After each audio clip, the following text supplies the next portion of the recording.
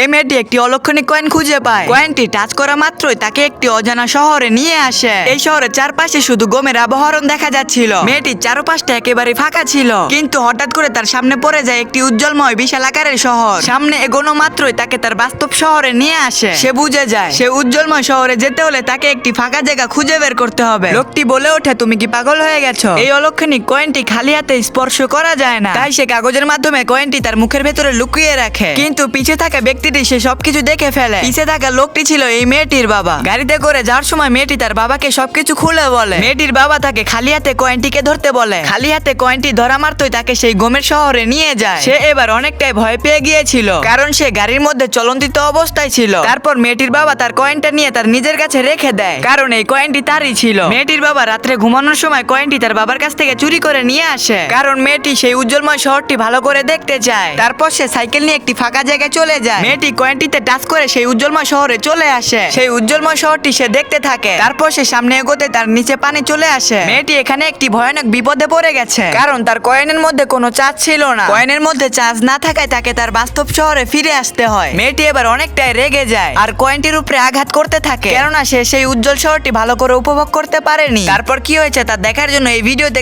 Like দিয়ে পাঠক লিখে comment বক্সে জানিয়ে দিন। আর হ্যাঁ, এই চ্যানেলটি অবশ্যই সাবস্ক্রাইব করবেন।